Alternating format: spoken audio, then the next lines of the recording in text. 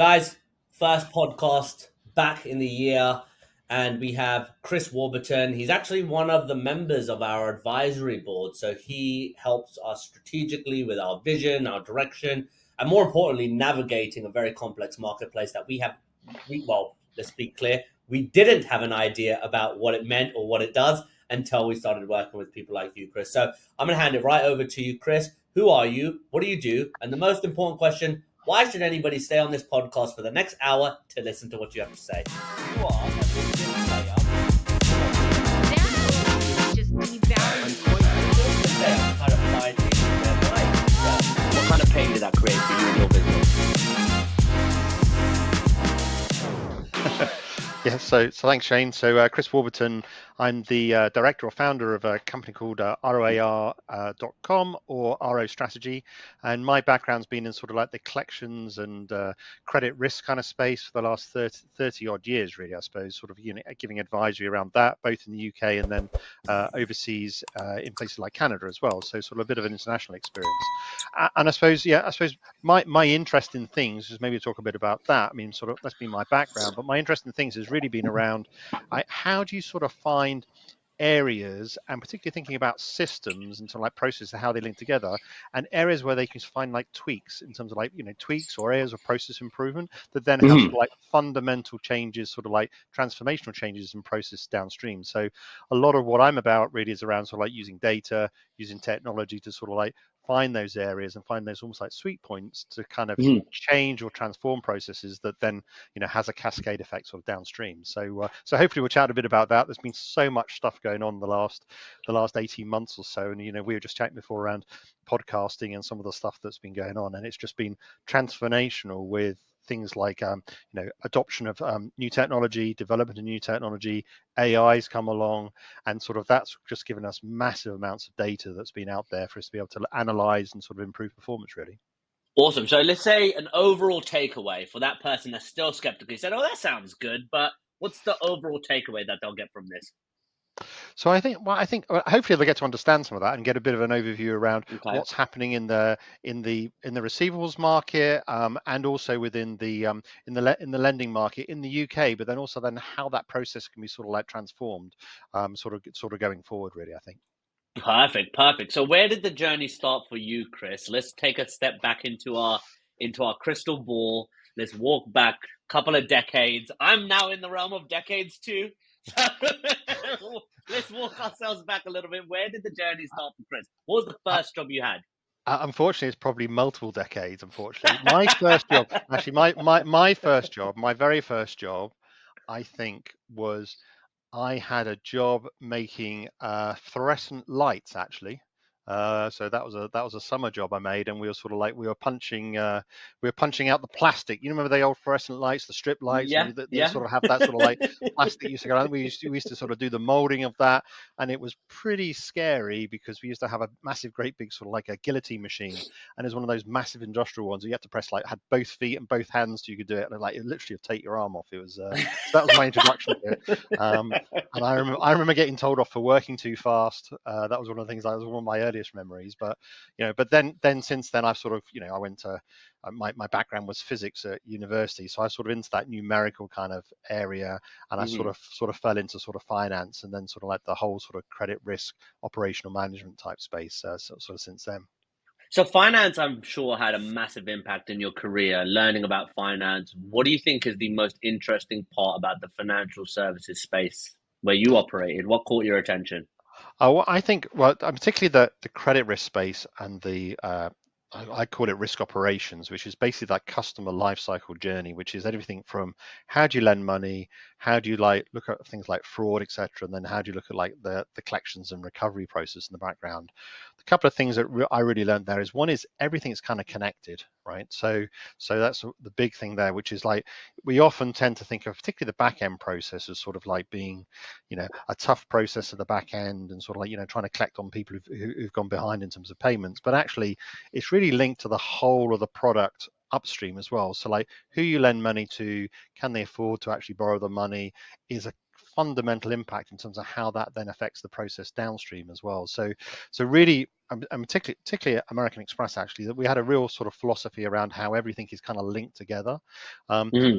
And often, particularly in the collection space, people don't really like to talk about it, although there's been huge amounts that's been done in terms of customer treatment, but it's often that it's the half of banking that no one wants to talk about. So you don't sort of lend money without making sure that you're reminding people to make payments or supporting them if they can't make payments, those kind of things. Yes. So it's kind of like, so it's there, and like everything's linked together, and you've got to have these processes to run really sort of efficient processes, really, but everything's kind of linked.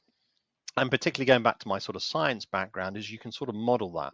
So you can model who are the right customers that come through, how do they then get, how do you decide what the risk level is in terms of the customers you're then bringing on, and then there's that whole downstream sort of process implication of that, just like you would have in a physical system, in terms of like what do you need to do all the way along to sort of like change outcomes towards the back end until that sort of recoveries process.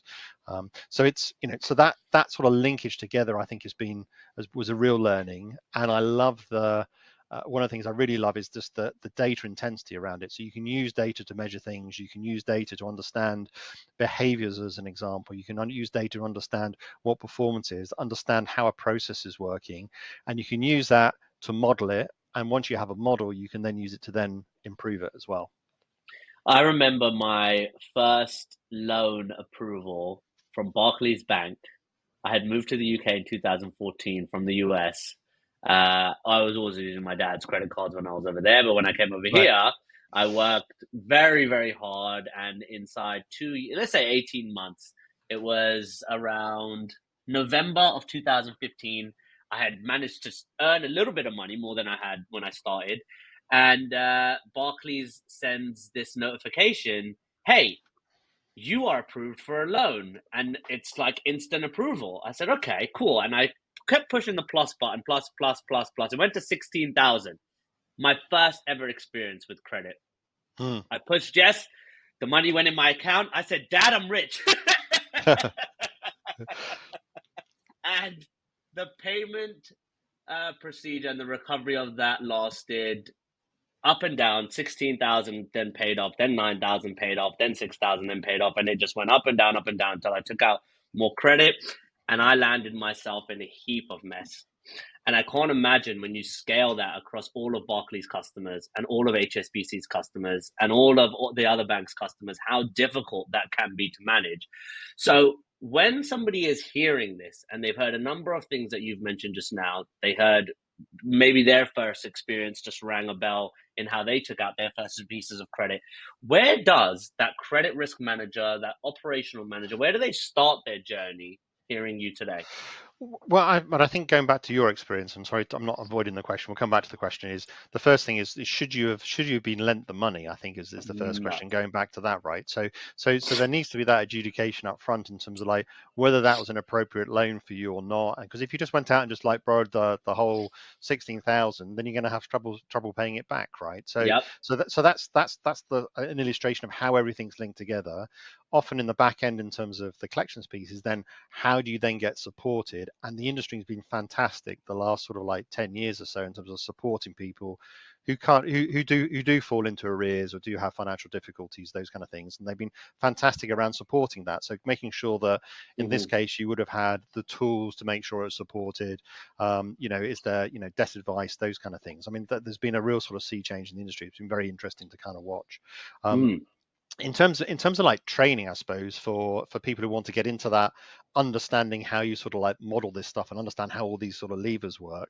I mean, I think the data element is sort of important, and that's often a good place to kind of start and understanding sort of like how things link together. I don't think I haven't seen sort of specific training sort of independent, although there probably is through things like CICM, etc., to understand how everything links together. Where I kind of learned it was we had our own internal training course where we would look at, as an example, it's a fantastic course, course, we would look at the dynamics of credit cards. It was in those days, which is like, how do you almost like run it like a game, which is how do you decide who to lend the money to in the right that's going to be affordable. Yep. If they're not, how do you make sure you're talking to people at the right time, making sure you're supporting people in the right way, and then what does that do in terms of profitability as well? So which is also the other kind of aspect as well. So we had our own internal kind of training courses, which was just fantastic. I mean, there's an amazing grounding in the business. Some of the big banks have those, but a lot of this stuff is actually done sort of like on the job, really, I think.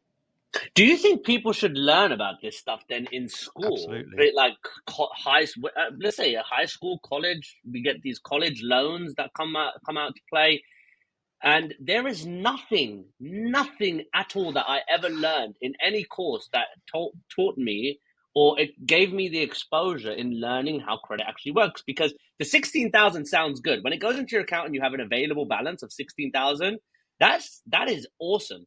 But once you spend it, and then had I realized the £470 payment that was my monthly payment that I thought was manageable, where 60% of it was interest, or even more, and only a tiny portion was principal, and how long that lasted, over 5 years, it's an incredibly huge amount, and it's quite worrying, and it is a problem that we're facing today. It's also why you're brought into the company. It's what VRS is all about. It's where Kevin Still is adding value. What are your thoughts on that, on the lack of awareness, the lack of exposure to knowledge and information on how credit is used, so that when consumers issued credit to use, that your jobs on the other side are a little bit easier to manage? I mean, absolutely. I think there should be more education. There are pockets of it out, but it's not sort of like structured as sort of standard within the national curriculum that I understand. Sort of like, and I think they could do a lot more with that. I also think that even if you're training people or kids at a very relatively young age, it's not just necessarily training the kids; it's also around helping their parents as well. So it's Yeah. you're advising the kids. And then there's take-home information that can actually help with things like debt advice, debt support, which actually can be useful leaflets for the parents, because people typically, they'll get into these sort of issues probably around sort of like, in their 20s or Yep. 30s, those kind of Yep. things. Often when life catches up with you, you get married, you have kids, your expenditures suddenly go up, and then you have something then happens, right? So, Yep. and that's often kind of what happens. So it's often that kind of, there's a double sort of opportunity Double-edged there sword. to Yeah. to help educate the kids, but also provide support for parents as well. So I think Absolutely. I think there's definitely more that could be done. There are some programs, and some of the banks go out, and they'll have sort of like smaller education programs. I think there's obviously much more we can do on a much wider basis to help people understand, what does APR mean? What does that physically mean in terms of your outgoings if you borrow that kind of amount? Because that kind of happens. And I do think, just in sort of defense of the regulator, I mean, the regulator's aware of that. A lot of their new legislation around things like consumer duty, making sure there's good value, is sort of with that sort of in mind, in terms of making sure that people are only borrowing if they can afford it, making sure those checks and balances are there from the company point of view as well, but also making sure it's offering, I suppose, fair value to consumers as well, and people actually understand it as well. So it's going on in the background. I think, if anything, the criticism is probably it's a little bit too slow, particularly from the education piece. But I don't think you'll find anyone in the industry who doesn't think that. To be Yeah. honest, it's inertia in terms of why isn't it happening. So, what is the most common problem that comes you as a consultant, as an expert in the space? What's the most common problem that comes across your desk when a company says, "Hey, I'm dealing with this. I need your help"? It depends. It depends on the year, right? So often there's the swings and roundabouts in terms of what are the hot topics of the moment. So I would say that 6-7 years ago, it might have been around bad debt levels. We were in a recession, let's say, and so people were saying, well, look, more people can't afford to pay, so there needs to be remedial action to then work out, well, then how do you support those customers? Then if you're in good times, it tends not to be bad debt levels that sort of drives drives work as much as like, well, how can we then become more efficient, right? Because you don't have high bad debt levels, so you have to then work out how you can be more efficient. So that drives activity around looking at automation, looking at process improvements, those kind of things. I would say at the moment, one of the biggest issues, particularly in the UK, is regulation, right? So regulation has been a huge topic for the longest time. It's driven an awful lot of conversion into an activity around digital, because the regulatory environment that's been put in has cost firms a lot of money. So they've had to put in extra processes, so they're reacting to that by basically putting in digital processes on top. So it's sort of like the regulatory piece has been an important part in terms of compliance, but then also I suppose then the technology to then make sure you are then compliant at the lowest cost. That kind of makes sense. So it kind of changes. It changes over time, I think. What technology are you seeing have the most impact on compliance today in your field?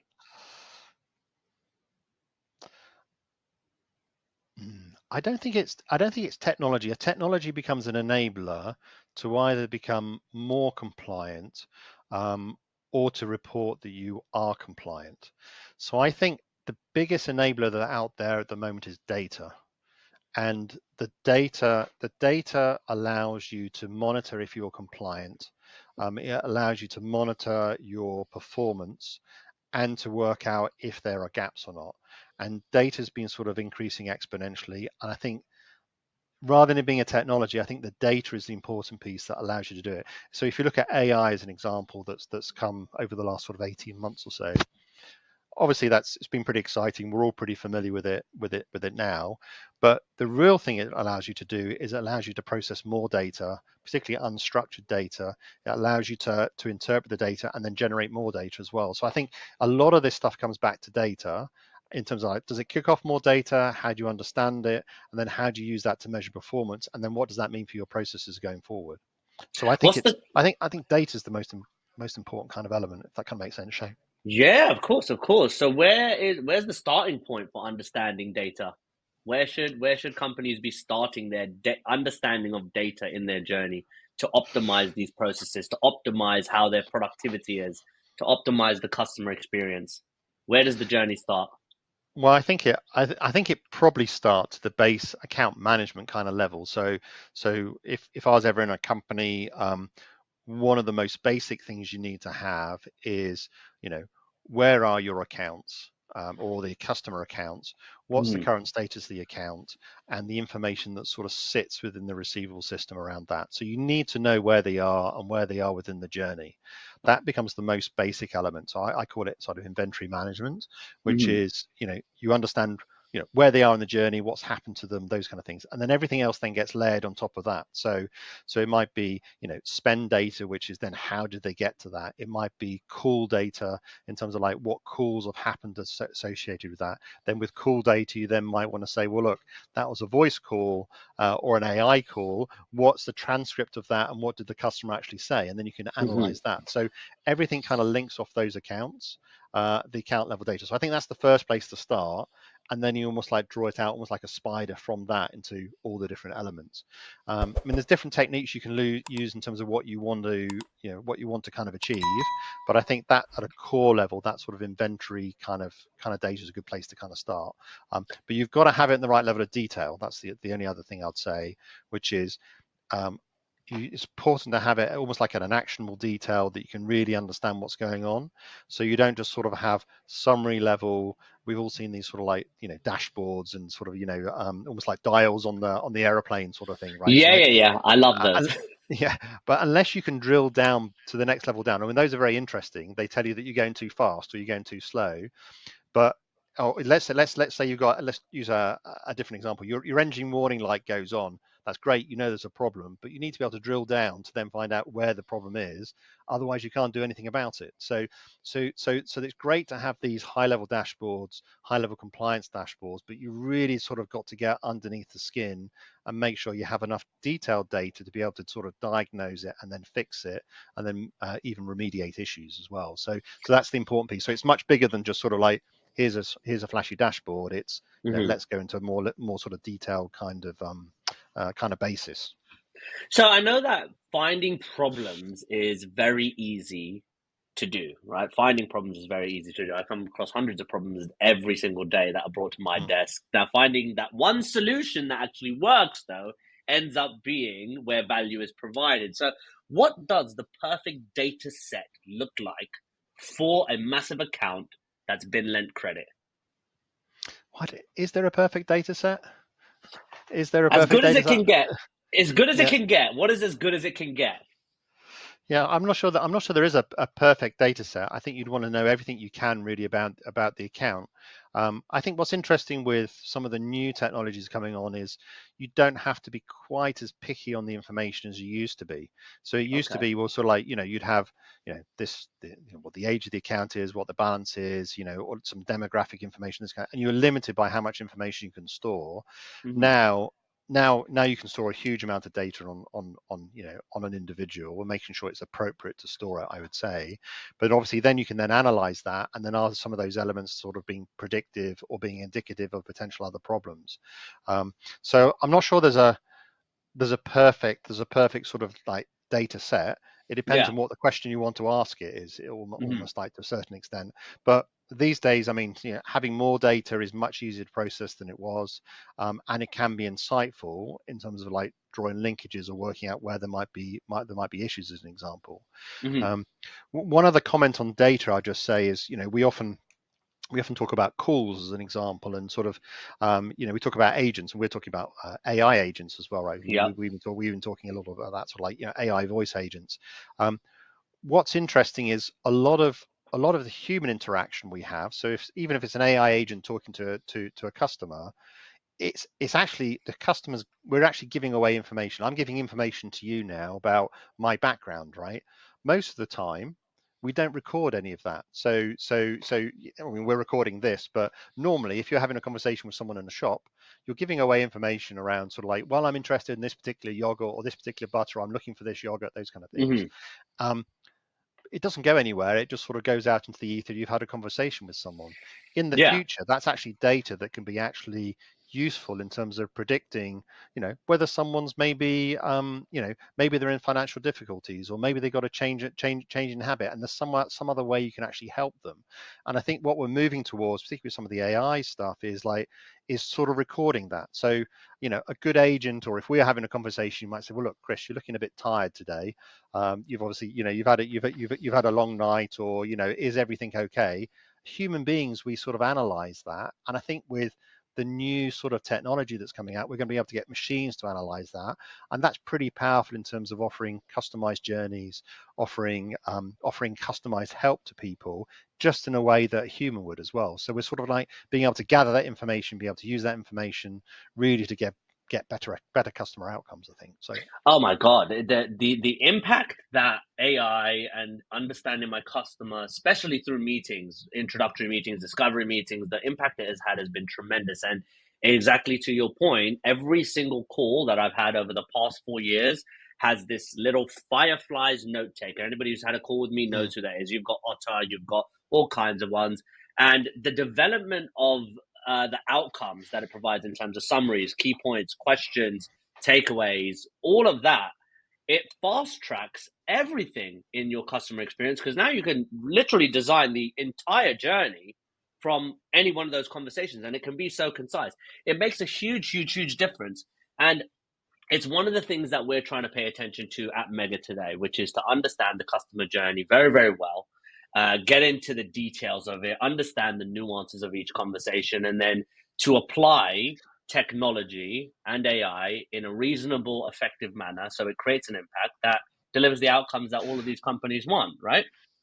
but what's kind of interesting with that, and even just taking note taking as an example, or meeting notes as an example, is you look at like how that whole journey around AI has kind of changed. So like 18 months ago, we were kind of like, well, do I really want to have my meeting recorded? Do I really want to, is that really the right thing to do? Or there's going to be hallucinations around it. But now, sort of sitting where we are today, you probably get a lot less resistance than you ever had before. If you look at things, I was buying something from Amazon as an example, that's got AI written in it, right? So you can get product Yeah. recommendations, there's AI Yeah. on it.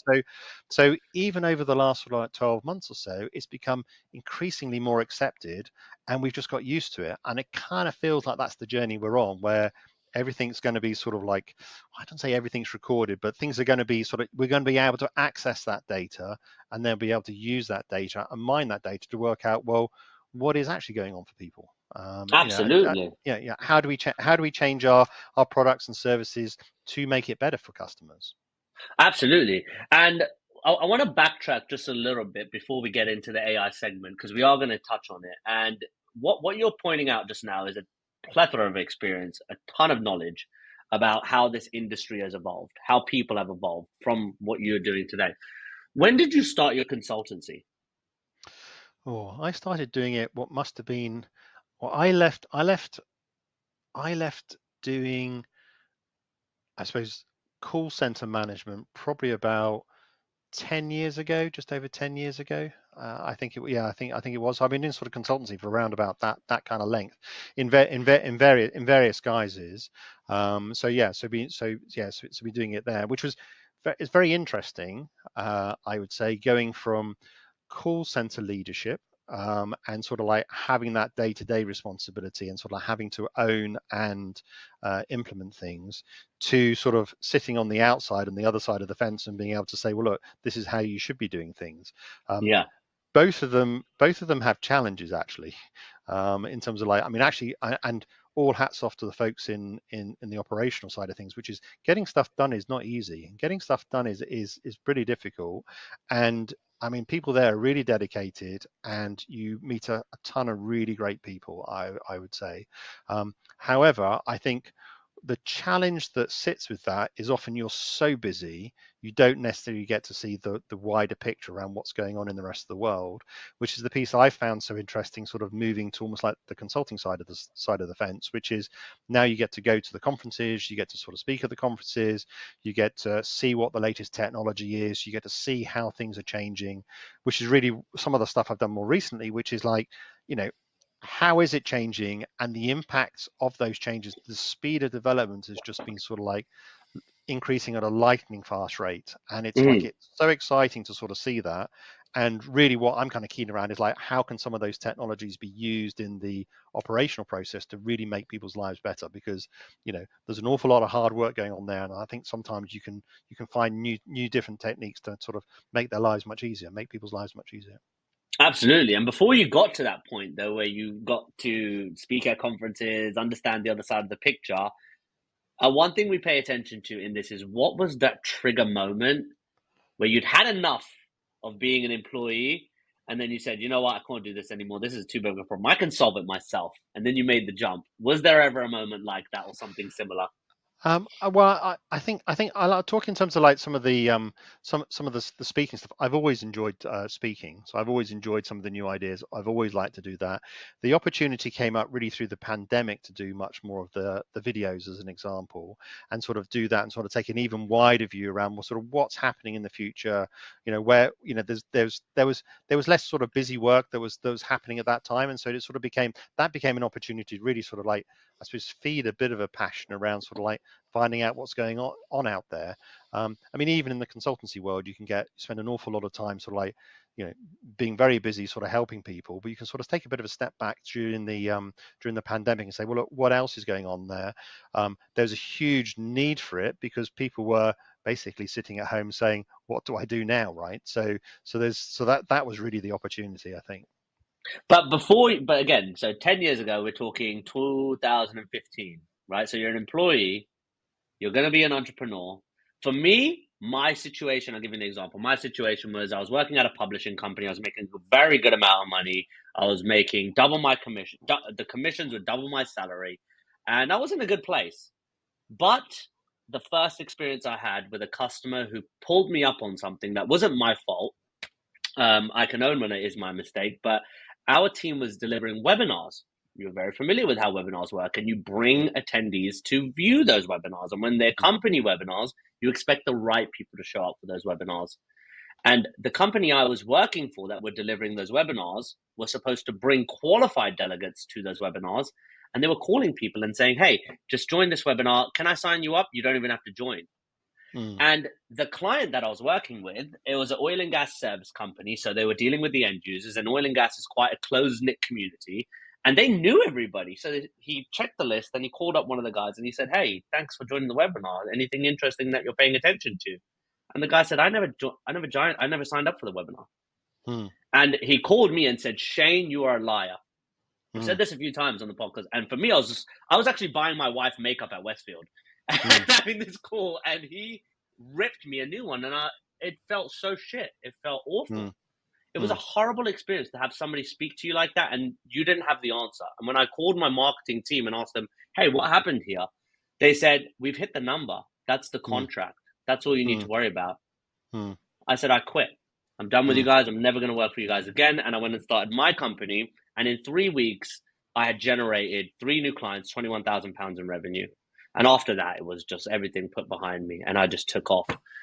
Was there ever a moment like that for you? It doesn't have to be as extreme, but before you made the jump, there's always a trigger. There's always a reason to move.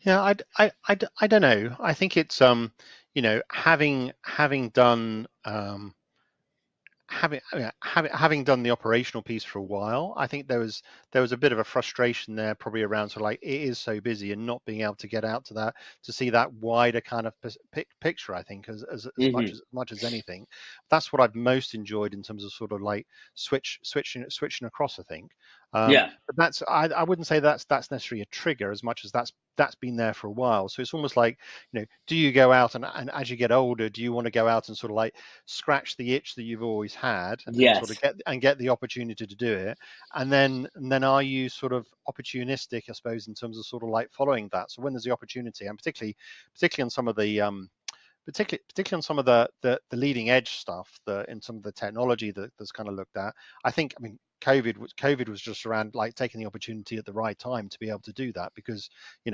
technology's been changing, podcasts have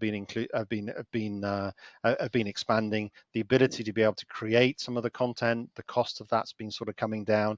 What's really missing for a lot of folks is like, do they have the knowledge and the access to be able to find out what's going on?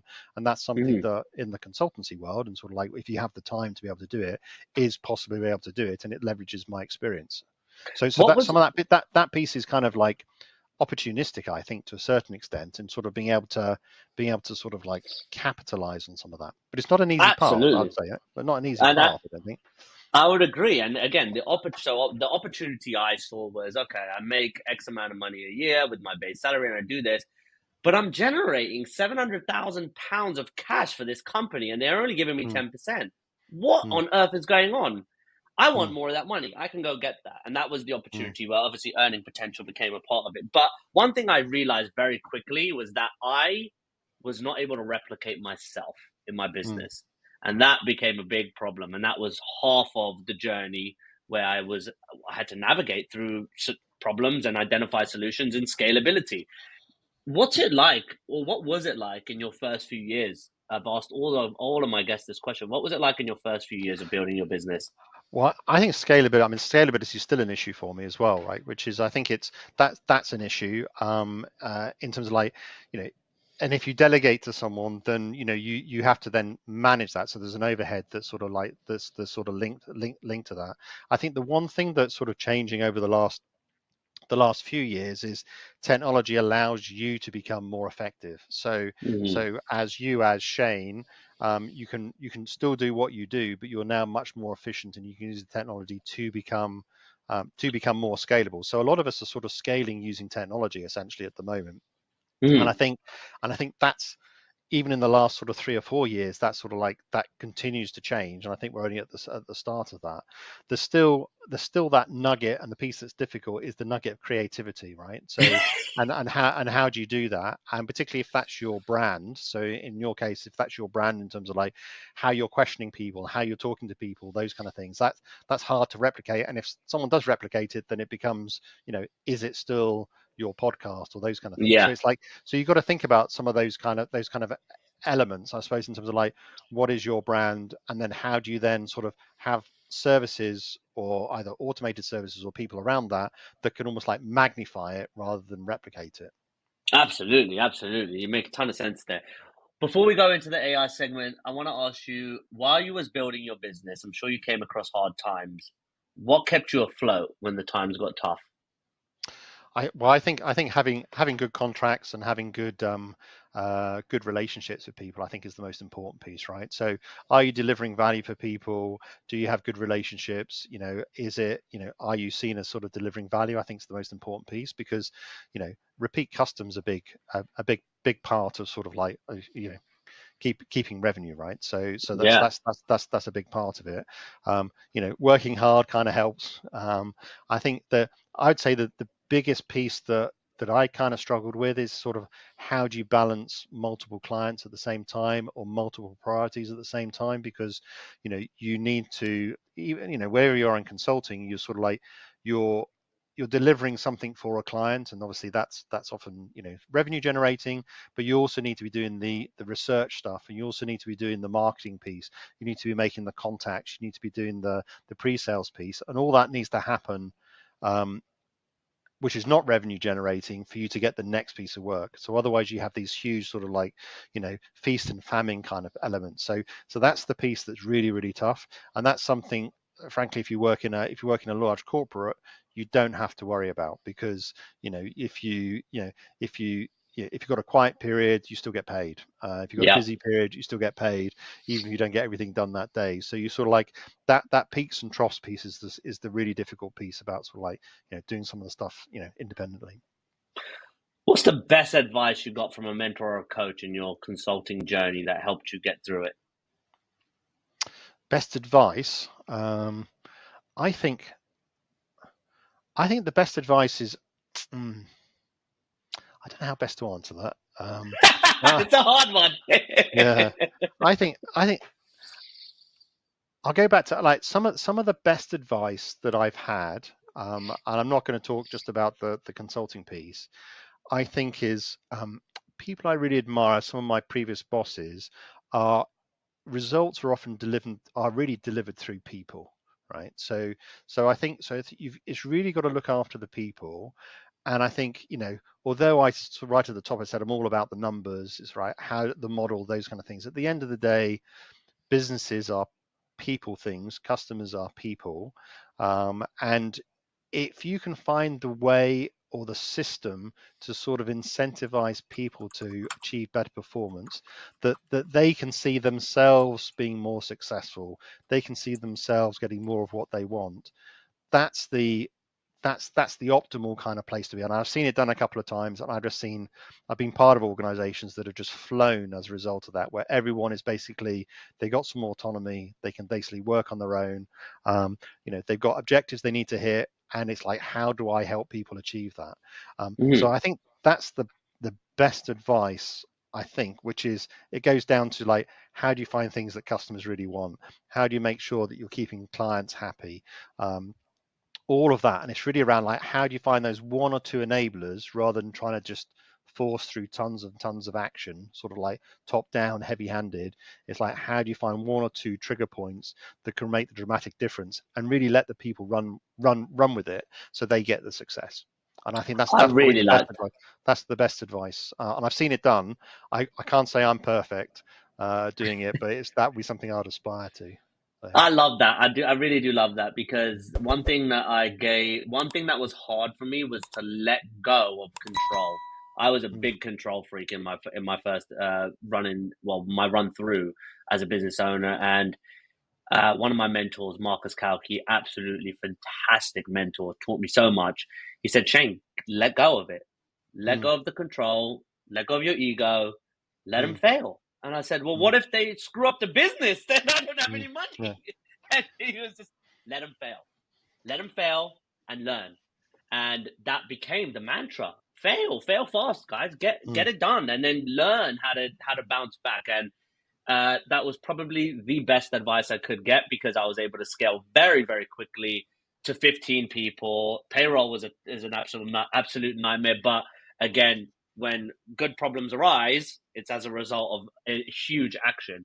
So as we move into this AI segment now, which is the last half an hour of what we are going to speak about, a lot of people want to hear views on their opinion or your perspective on how you believe AI has evolved in our industry. Let's just say over the past 18 months. How do you think it's evolved? Well, I usually start off, if I do my talk on AI, is like AI is nothing new, right? I think Yeah. AI has been around since the 1970s and 1960s. I mean, it depends on the definition of AI. What has changed has been data and processing power. A lot of the Mm, maths has been around, right? And really just being able to do it on a much larger scale. We've had transformer technology and that kind of thinking that's come across, which is the new LLM stuff. But I think it's, the processing power has been sort of dramatic. And I think, I think it's had a dramatic change. It's obviously the Chat GTP chat interface. I think particularly has created a lot of excitement, but I mm-hmm. think we're only kind of getting started with it. I mean, it was almost like magic when it first came out, but actually, as I say, I think the ability to be able to take large passages of text, large passages of data, large passages of computer code, and generate that as it comes out, I think becomes really sort of like game changing. And I think we're Mm. only at the very start of it. Really think we're only at the very start of it. I think, there's the stuff that we do as consumers, which is, generating, funny poems, those sorts of things, or generating pictures. Usually, it's pictures over Christmas. That was a new thing. It's like funny Christmas pictures, which are AI generated. But once you start linking that together and you start putting that in the business processes, all this thing around AI agents, which is like, how do you take it and do different steps? You can basically, do things that you might employ someone to do to basically say, look, I need to create this table. I need to extract the data from this. It's something you get someone to do. I need to interpret this particular piece of work, and then generate this output and be able to link that together, just like we would with a process with humans, but replace the humans allows us to do it much faster.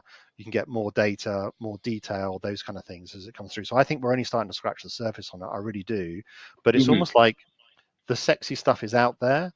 Now the hard work kind of starts, which is how do you plug this stuff into your existing systems? How do you make sure it's controlled?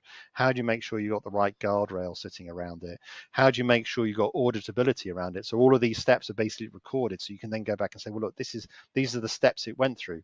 We can do all this stuff, but it just takes time to do it. It needs to be plugged into our existing processes.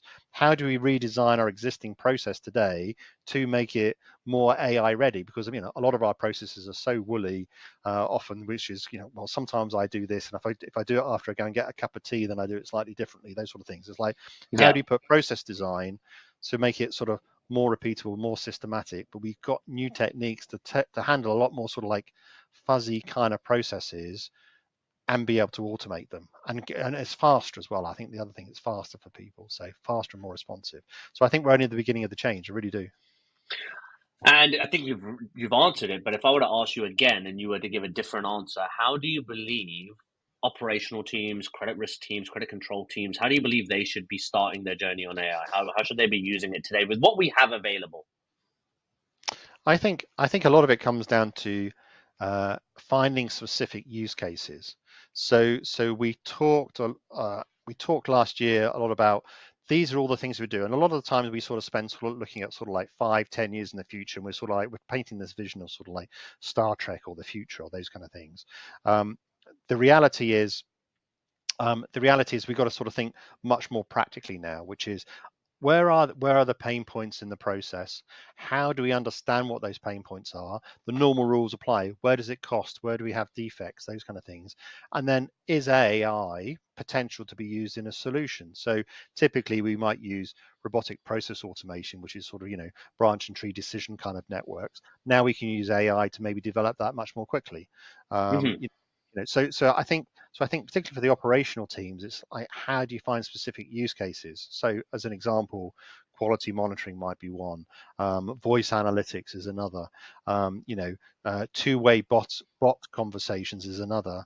Right at the leading edge are things like voice conversations is another, right? So like, how do you then have interactive voice conversations with people? All of these things are specific use cases that fit into our existing process. So we don't have to rethink the process. It just solves a problem and a use case for that particular element. So I think that's the Wow. that's the place to start. Like, it's a very specific kind of like, this is going to add value, and we can measure that. So if you were to make a prediction of where we're going over the next 12 months, let's just say by the end of December this year, where do you believe our industry, our market, where you specialize, where do you think it's going? I think we're going to a much more sort of automated place. I think there'll be much more. I think consumers are going to get used to having much more customized processes, processes that mean something for me. And we're almost like we're going. It's almost like I was going to say we're going back to the future. We're going back to the way it used to be, back to the day of the bank manager, right? So where you would go in and you would say, in the old days, people always talk about, oh, I used to go in and talk with the bank manager. They would know what we did. They would know more around, what our situation was. And they'd make an appropriate decision based on me, right? That's what we all want. What's happening is that the technology is catching up with almost like that old vision to a certain extent. So we're going to get that. But I think we're going to get that through technology. So the AI is going to be almost like the future bank manager that knows about us. We'll ask the questions. We'll get some of that indirect or anecdotal information from the conversation. They'll be able to use that to then make a decision based and customized on, what we as a customer actually want, advising us in the right language at the right level, so we understand how much money we're going to have to pay back each month, as an example, making sure we understand these things. All of that can be put within the system, and it can be done automatically. And it's almost like going back to the way it used to be, but just doing it in an automated fashion. I think that's where we're going. I don't think it's going to get rid of people necessarily. No. I think what's going to happen is all of us are just going to spend more time doing more value added stuff, more important things that humans are good at, rather than some of the more straightforward stuff. I mean, I use the analogy of the invention of the car. What the invention of the car means that I now no longer have to go and walk to the nearest town. I don't have to spend my time doing that. I can drive to it, and then I can get stuff done when I'm there. So it actually helps my life and allows me to do the more important things, rather than me spending my time putting one foot in front of the other. I think the same thing is going to happen in business and call centers as well. I would agree. What do you think are the biggest concerns with AI, with the use of AI over the next 12 months? I think privacy and data, if people think about it, will still be a concern. I think the hallucination piece, which you talked about, which is making up facts, I think is sort of going to fade a little bit. I think privacy and making sure that you can sort of really stand behind the decisions, I think are going to be issues. I think a couple of other issues that will probably come up down the road. One of which is these AI systems probably have to be better than humans. So we sort of accept that humans make mistakes. We don't accept that computers make mistakes. So I think that's one thing we're going to have to get through, because with AI sort of being a computer, I think the other piece is we've got to be really careful that we don't almost like over communicate and blow up the system as well, which is, I think I'm seeing it. I get more spam email than I've ever had before. I think AI is making it worse. You can tell the AI emails because they've got emojis in them. I tend to feel that. But I think we're almost like we're over communicating, and I now have to have AI to handle the AI emails, and so we're almost like in this arms race. And I think we've got to be careful around making sure we're not sort of like generating so much data that what we do say becomes irrelevant. I think that's going to be important as well. I think that's the most important thing of the show. I think that's the most important thing you've highlighted right there. There is so much going on, and then it happened the other day. I asked a friend of mine, "Hey, send me your opinion of what you think my biggest strengths are." He's a lyricist. He's very, very good in linguistics, and again, I couldn't tell it apart. Is this AI or is it actually him? Is this genuine? Is it authentic? And those two questions are definitely the most important. So, if we were to wrap this up on a high note, then there are people looking for opportunity. There are people looking for growth. What is the biggest opportunity that presents itself in 2025 from where you sit?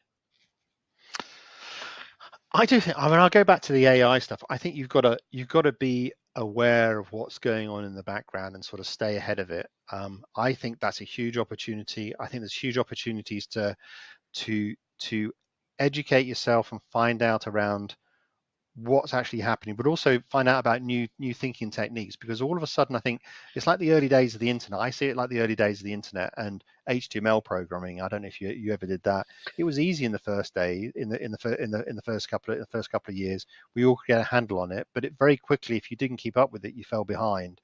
So I think being on top of it now, really understanding what's going on. I think using AI to probably educate yourself around. I mean, that's the other thing that's happening. I mean, the ability to be able to capture information is just fantastic at the moment.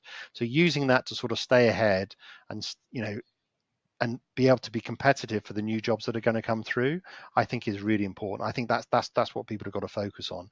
I think if we sit back and we just say, well, it's going to fade away, or it's we don't need to worry about sort of like keeping my skills fresh, that's the piece where you're more likely to fall behind. So I think there's a real opportunity for people to sort of stay ahead and be into this kind of stuff, to learn about it. And I think if you do it, then you've got a pretty bright future. I think if we sort of sit back and think everything's going to be like it was in 1990, then I think we're going to struggle. 100%. You could really upskill yourself massively. I worked with one person that's working with me right now. I won't say his name yet, but he wasn't as effective as he is today with the use of AI. And I mentioned a lot of this content that's produced on this podcast is from somebody who, without AI tools, would be a fish in water, right? He'd be sunk. But with the use of AI, he is creating. I've consulted with an agency. The stuff I do would cost me about $3,000 to $4,000 a month to create, because of the cost, because of the ability, and obviously where I'm recruited from. I spend a fourth of that. It's incredible. Right. It's absolutely incredible. Things like AI video is only just starting, right? So, I mean, why fly the helicopter over the cliffs to get that perfect panoramic shot where you can just put a quick prompt into one of the things, right? I mean, it's like it, and then guess what? And then the client comes back and they says, well, actually, I want the lighthouse that was there in red, not in white. You just go back and recreate it. I mean, it's just like, how much money does that save, right? So. That's a hefty amount. So, Chris, any last words before we wrap up the show? I don't think so. Thanks very much for the opportunity. It's been great chatting to you. I think we've got to keep our eye on the future, really. I think sort of staying ahead of it, staying on top of it, something that definitely I'm trying to do, and I know you're trying to do. So, I'm in both of our content. So, so I'd sort of, welcome anyone who wants to chat about it, really. So, where can they chat with you? Where can they find you? roar.com. So ro-ar.com is the place to go and look. Anywhere else? LinkedIn? Do you want them to call you? No, email? LinkedIn. I'm all over LinkedIn, so they'll find me. All right, cool. And that's it. That's a wrap, guys. Thanks, Shane.